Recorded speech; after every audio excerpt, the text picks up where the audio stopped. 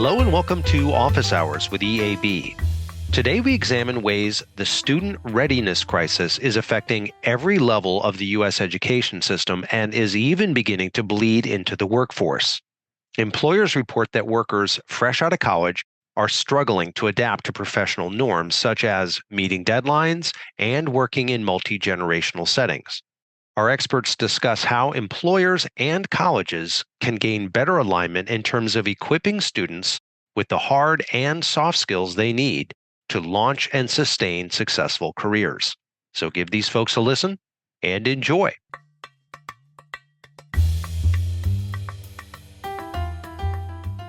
Hello, and welcome to Office Hours with EAB. My name is Carla Hickman. I lead the research division for EAB's Strategic Advisory Services. We have a really talented and deep bench of researchers who partner with educational institutions to examine and find solutions to some of the biggest challenges and opportunities facing our K-12 and higher ed systems. And one of the greatest challenges that our partners face today is the fact that more students at almost every age are performing below grade level expectations. Now, there are many reasons for these growing readiness gaps, and we're going to talk about a few of them today, but here's what I need you to know up front. About half of public school students in the United States are performing below grade level in at least one academic subject. Math and reading or literacy scores have been in decline not just since the pandemic, since 2012. They were worsened during the pandemic. Students arriving on college campuses today are, on balance, much less prepared academically and in terms of their mental and emotional health than students of earlier generations. Now, colleges and universities have been struggling to adapt to this reality, and employers, too, are beginning to feel the impact of these changes.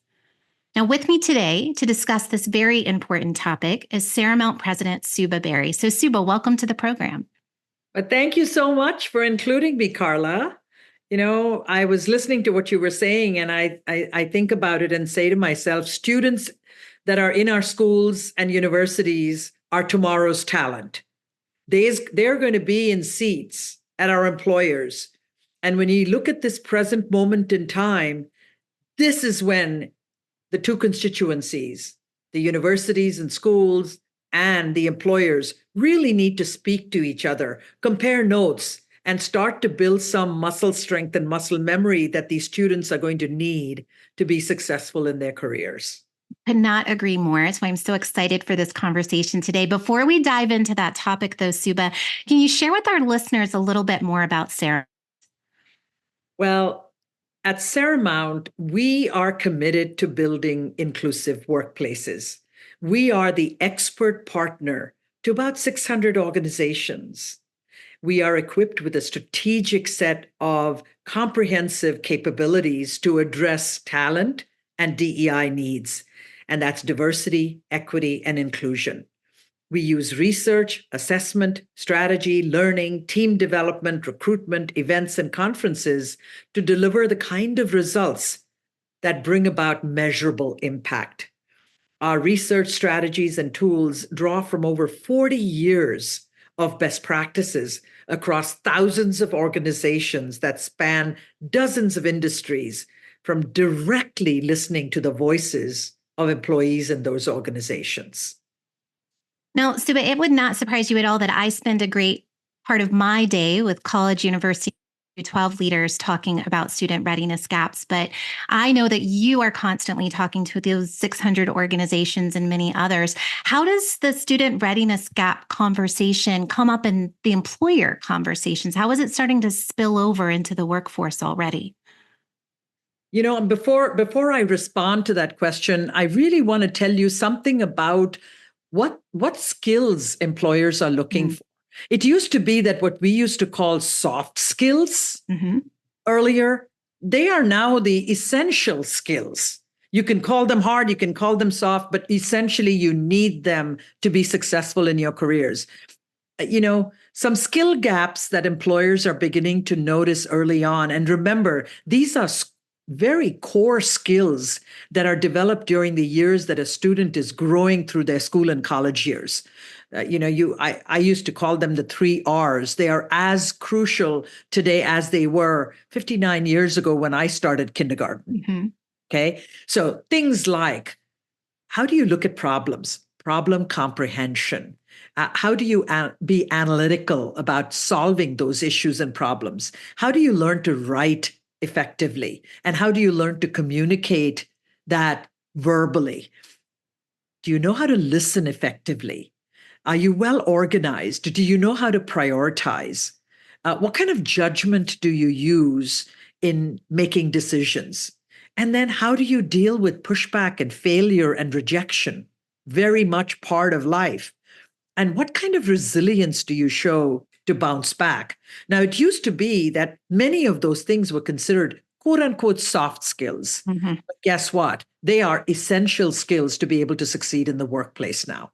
I'm actually really heartened, certainly on behalf of education institutions, to hear that employers are describing it that way. I do think it's a mix of the essential competencies as well as the technical know-how. And often the technical know-how you can learn on the job. It's more of how do you work with others? How do you confront failure?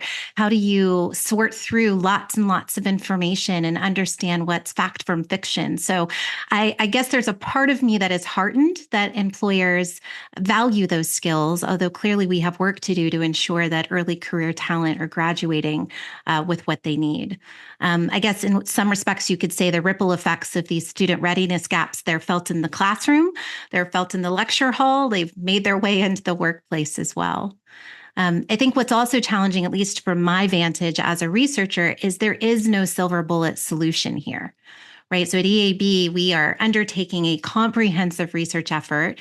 We want to examine the ways that institutions are going to be asked to rise to the challenge. They could be elementary schools, high schools, colleges, universities, all of the other public sector and private sector organizations. For us, we think that it's not just about success in college. It's going to be success in career, success in life, and that it's going to require working across all sectors.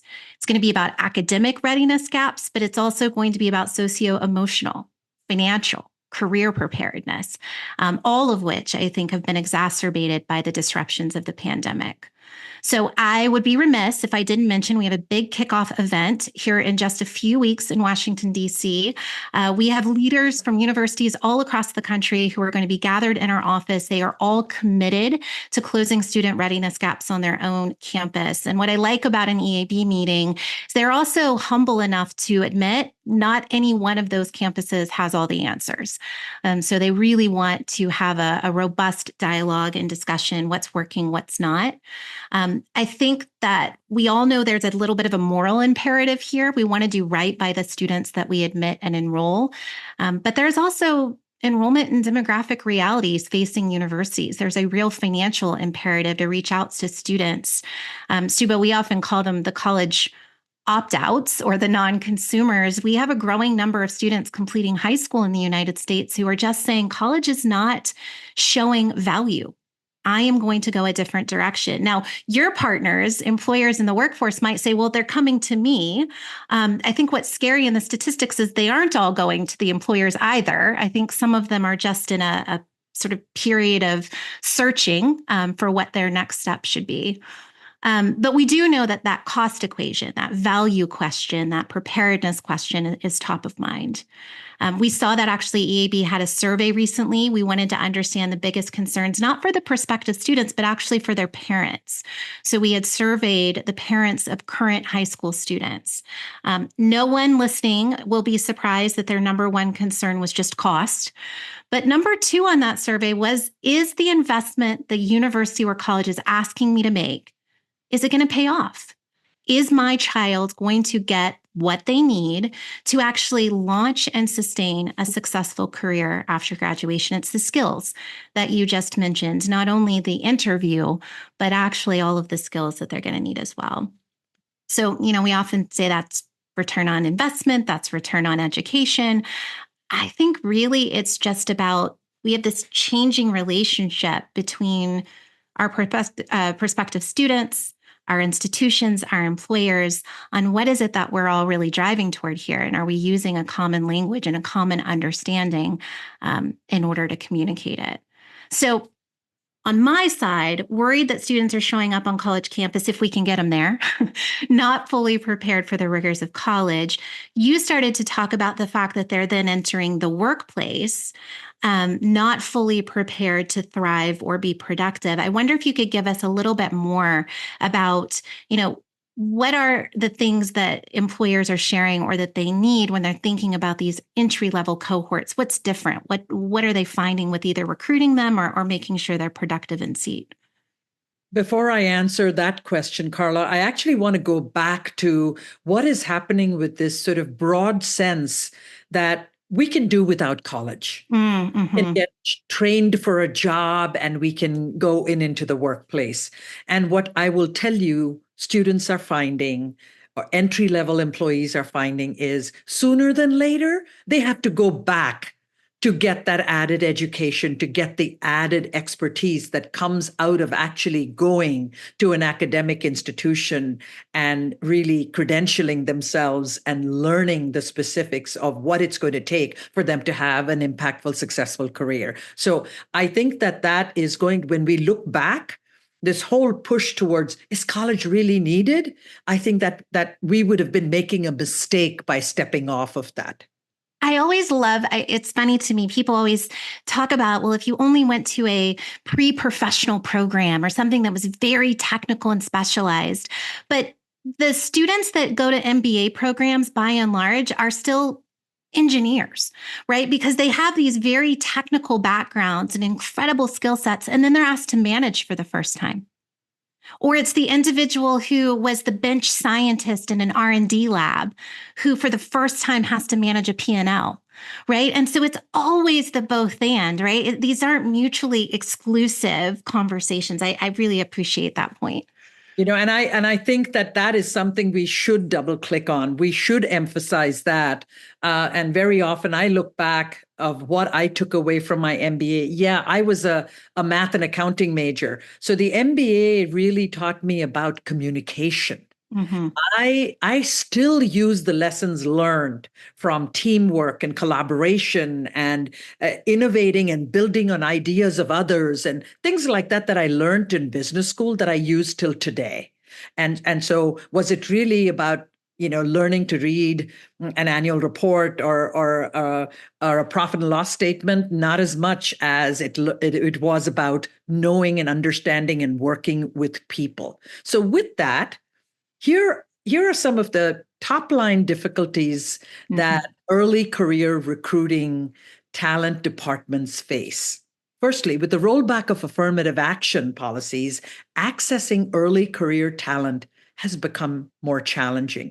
No longer can corporations just walk into elite schools and expect them to provide a ready portfolio of candidates who reflect the changing demographics of our country.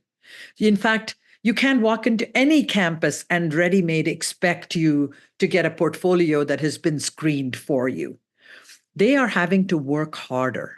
They have to dig deeper. They have to cast a wider net to access a broad set of qualified talent who reflect truly the diversity of our country. Meanwhile, you think about what's happening to talent teams, tightening budgets, less people having to cover more universities, more ground. So this whole notion of having to do more with less, having things that were feeder pools being taken away from you. So I would tell you that if you were happy being one of those recruiters that looked at the leadership of your organization and figured out where they went to university and asked them to refer you to those universities and pick off a few students from there, if that's your strategy, then perhaps you're not that impacted.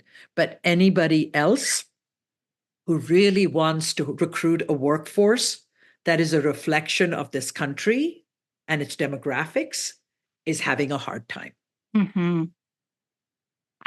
There was new data just released today. I think we knew what was going to happen with the incoming classes post affirmative action SCOTUS decision, but unfortunately for many it has. And so we're going to play that story forward. And to your point, we're going to need to think about all of the many sources of talent across the country. And that's going to be a ground game. It's going to be harder. I'm wondering a little bit, It's hard to have any conversation about talent and skills these days without touching at least a bit on the future of work and how that's impacted by technology and AI. I imagine that's also impacting early career. We've heard some people say that the first rung on the ladder might disappear in certain areas, particularly if employers have been struggling to get great early career talent in seat. Maybe we just automate those positions away. Is that a real risk that you see? Well, yes and no. Technology is evolving rapidly. Entry level roles are being automated by leveraging generative AI, and sometimes these roles are being outsourced. But the added rub there, in my opinion, is this whole challenge with a group of people making decisions around it who are not as expert in the technology space, around understanding what generative AI is. So what that brings me to is this notion of having multiple generations in the workforce, and the friction that comes up from, trying to play in a space where they may not have the level of expertise they need. And they have other true and trusted ways and methods that they have employed that no longer work as effectively anymore. So when you think about what younger workers want, just imagine and think about how they act and behave. We have 5 generations in the workplace. Each is coming with their own set of values, their work ethic, approaches to work, attitude towards work-life balance. If I've heard it said once, I've heard it said 1,000 times. Your generation, you actually live to work. We work to live. And, there are times when I'm humbled when I hear that, because I think sometimes I wonder if they have it right and perhaps I didn't have it so right. But it's about how they think about giving and receiving feedback, how they think about compensation and career advancement expectations. So if you overlay on top of that remote work, the gig work with side hustles during work hours, and that is happening whether you like it or not, you have to have a way. If you're busy figuring out how long somebody is on their computer, they're smart enough to figure out how to have somebody that comes in and moves their keyboard every, hits a key or two every once in a while. So you think they're still there while they're not. They're driving an Uber or doing something else on the side. And then take the notion of what the pandemic did in terms of stress, mental health issues. That's more prevalent in these younger generations than they were before, but also needing to acknowledge that they're more vulnerable, more open about it. So it's a true clash between generations in the workplace, in a way that we need to have a better understanding of the gifts, the superpowers and skills that each brings to the table, because ultimately we work better when we work together. It reminds me, Suba, we did interesting research on the millennial workforce a few years ago. Now, of course, we're talking about Gen Z too, but they tend to stay in positions for shorter periods of time. So if during onboarding, you're emphasizing your phenomenal retirement and pension plan, that might not be the thing that they're excited by. I think the stat is that millennial and Gen Z workers will stay in a role about 3 years before they're seeking their next opportunity. That could be in your company. If you're lucky, it could be elsewhere. What's challenging about that is that managers will tell you it takes about 3 years before you're good at your job. So just the second you get good, you're looking for something else. So we actually been consulting with higher ed and their own talent issues and reminding them too, they need to think about what matters to different audiences. If you really want someone to see themselves as a valued employee who wants to stick around. What's interesting here is that, employers have typically come from the place where they believe, hey, I'm paying you. If I pay you well enough, you adapt to what it is that we want you to do. And realizing and recognizing with this generation of employees is they are not willing to adapt quite the same way. So you have a generation of baby boomer bosses at the most senior levels in organizations, and they very quickly forget that they raised the millennials and Gen Z, and, pandered to their every wish and demand. I am at fault as much as the rest. Imagine asking them, what would you like for dinner tonight? Where do you want to go on vacation? On and on and on about everything. I didn't grow up having my mom or, my grandmother ask me, what would you like for dinner? Whatever was made was put in front of you and you better eat it. And every once in a while, you'd get your favorite dish. The rest of the time, you just ate. So this notion of, knowing that these are the very young people that are stepping into your workplaces and they expect, more than just, I'm going to give you an onboarding here and let's get started and do the work. They really want to learn more about organizational culture, expectations. They need to be brought along on this, very much along the same way in which you consulted with your kids at home. There's got to be a give and take. And I think we're finally coming around to waking up and recognizing that, this is a different generation. And what worked for us does not work for them.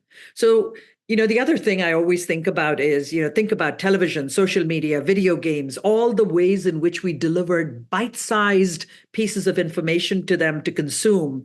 And what has really resulted from that is a real diminishing attention span.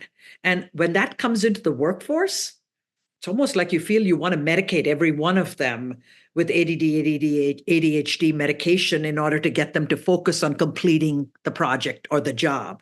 So I really think it's an issue that we need to start to think about really seriously, because in the long run, unless we work with them, we're going to have to work around them. I constantly think about ways in which employers can, think about what they need out of it. They need, tasks completed, works done, people working well on teams and doing their part in it. Because if one part of the team doesn't do their job, guess what happens to the rest of it? The job, you either somebody else has to pick up the slack, which nobody really wants to be doing their work and someone else's. So, I think that, especially, and I think about where I started my career in banking, they believed that if they paid you enough, there will always be somebody to do the job. And that is not happening. With this generation having either parents to fall back on, and even socioeconomically disadvantaged families offer their kids a basement or a couch where the kids can come crash at. So they walk away from jobs in a way that I know in my generation I never would have. Mm-hmm. And the challenge that employers are grappling with. And the other part I always think about is this whole power dynamics that happens between, when students are in college, they behave like they are the bosses. They demand, they command, somebody, either the student themselves or their families or the government or somebody is paying the tuition bill. In workplaces, guess what? The employer is the one that's paying you, and that creates a different power dynamic, which is why when they all worried about, oh my God, think about what's happening on college campuses with all these protests happening. Is that going to spill over into the workplace? That was tolerated for about a nano moment. And then they very quickly knew, hey, these are our rules and our boundaries and our frameworks. And if you can function within it, great. Otherwise, there's the door. And very quickly, when you need that paycheck, you decide on how important it is to stand up and protest something. So I think that, I believe that administration, faculty, and colleges and universities and higher ed institutions have made the mistakes of pandering very often to the kids, very much like their families did. And workplaces are going to yield a very different result with that same kind of behavior. You're either going to be rated poorly and you're going to get fired. That's what ends up happening with it. I think it goes back to some of those essential skills you talked about in the beginning, Suba, with the need for resilience, the attention span, I would add. We have a number of faculty members who are probably applauding somewhere listening to what you just said, because they also want the students to just do the work as assigned. But it's also about wayfinding help-seeking behavior. It's all of these things that are so far beyond the content of the curriculum that you hope the experience of being in higher education helps those. We talked about it as a maturation, right? It's an important moment of development where you move from childhood to adulthood. And I think what I'm hearing is that we need to think about how to create that space as well so that students arrive in the workplace more able to deliver the work that needs to be done and realize it's not always them centered in what that company is trying to accomplish. See, what is happening is with less tolerance for delays and excuses for why something couldn't get completed, the burden to adjust and adapt falls really on that employee, not on the employer. There's going to be some willingness to support requests for flexible work, for support on mental health issues and well-being, but employers really want the work done. So the same sort of excuses that may have worked in school where you said my dog ate the homework or I stayed out too late last night with friends and need an extension on delivering this paper, or the equivalents just simply will not succeed. On the other hand, if we have students understand and appreciate that I'm going to enter the workforce with some distinct advantages, some skills, and that I can also be a teacher while I'm learning. This notion of being reverse mentored on both ways is so powerful. I think about there's such opportunity for respectful and mutually beneficial interactions that I think that senior leaders and junior talent can really work together to create a huge win. Think, for example, junior employees. In fact, I saw this firsthand in some of the companies I worked at. You have reverse mentoring programs where junior employees, entry-level talent, is mentoring senior talent on technology, social media, gender and sexual orientation. Some things as simple as the correct use of pronouns, for example.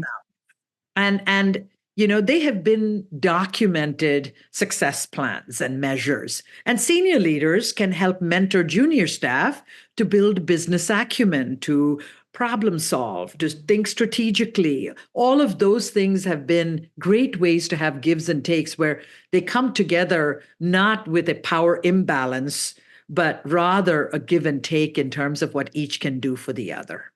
I so appreciate that point. I just want to underscore that give and take should be happening on university and college campuses as well. So we will often tell universities to recruit the opt-outs, to convince a skeptical student that you're worth it, that they should come to higher education, is not simply telling your story better. It is not the same product and the same experience and just being more persuasive. It may be that we need to listen differently to where these students are getting stuck or what they're not finding satisfactory. So when you're talking about reverse mentoring, I keep thinking about how could universities listen differently to their prospective students and families about maybe it's changing the curriculum. Maybe it's changing some of the experiences in the classroom. Maybe if we brought more real world application into the early first and second year curriculum and got students really excited about how the skills they were learning were preparing them for multiple career paths, that would be more engaging. Not to say that I didn't love my gen ed first year coursework. I did, but I think there's a give and take here. Is it just about Gen Z always adapting to either what the workforce or the universities have always done? I want to ask a very direct question, Suba. What do you wish, sort of speaking on behalf of the partners of Saramount, the many companies that you work with, the places you've worked, what do you wish colleges understood about employers? What do those employers want those universities to focus on in terms of preparing students to be ready? We often hear the critique. We are not graduating students that are, day one job ready. What do the employers wish colleges would hear? So I would say to you, we started off with talking about the hard skills, soft skills, life skills that are so important in really in workplaces, but for life. We wish they would learn more of that in their colleges and in their homes as they are growing up. And I'm not talking about, problem comprehension or analytical problem solving or effective communications, but listening, organization, knowing how to prioritize, uh, having judgment around decision making, learning that failure doesn't mean you still get a reward at the end of something. So failure means actually failing and accepting the rejection and being introspective about what it is that you need to learn and do better at, and resilience to bounce back from failure. So I hope that, and I wish that colleges and parents wouldn't roll over and pander to the every request they get. Let them toughen up a bit, build that discipline and work ethic muscle. Teach them the importance of building self-awareness. Have you ever thought about getting them to look into themselves and not just build up their ego, but rather have them acknowledge, I may be an 8 or 9 at something, but boy, I'm only a 1 or 2 or 3 at something. Mm-hmm. And how do I make sure that doesn't derail me? How do I take tough feedback without really getting it to get under my skin in a way that I just can't deal with it and have an emotional mental breakdown from it? And help them appreciate that lived life experiences like those of their parents and grandparents or those of their leaders at work actually should be respected and honored. And, respect begets respect. So you put that out there and they will receive that back. So I'm really hoping that we are able to build more resilient young people, because that is what the workplace demands. And certainly what the world is demanding of them around them too. I might offer in our last few minutes what, on behalf of our university and colleges, some of what I'd love employers to hear as well, because I think there's a healthy tension, sort of a productive tension across these sectors. So I do think when I listen to you describe those skills, Subha, I think that's the liberal arts. That's the hallmark of a liberal education. And so let's stop having an argument about, is the technical better than the liberal arts? Is workforce dev better than, a selective liberal arts campus? I think there's a both and here. And I think there's a common language we might be able to all agree upon, which could be lovely. I think that also for the university community, it's learning to listen differently to employers, to ask the follow-up question, particularly with those institutions where they are a strong pipeline, or they have internship programs, or it's an important, employer in the local community in which they're situated. The other thing I'd say is employers have a louder megaphone sometimes than higher ed when it comes to talking to the federal government or to the state house about the importance of education. And while I would always invite the criticisms and the critiques, and we should be doing that both directions, we really need employer support as well, so that our both public and private systems of education in this country remain vibrant, so that we can be economically competitive, so that we can have and continue to attract great talent from around the globe to want to come to our universities and want to flourish in our economy after. So we need you. We need your support, and we need to keep the dialogue going. Subha, I know you and I, like any other conversation we've had, could keep going for ages, but I just want to thank you for coming on Office Hours today. Thank you for the conversation and the insights you've shared. Carla, this is such an important conversation to have, and I hope that people listening to this podcast will continue to take that into their lives and their families and their friends and their colleagues at work, to talk about how important it is that the two come together to help create this future that we want for these young people. Hear, hear.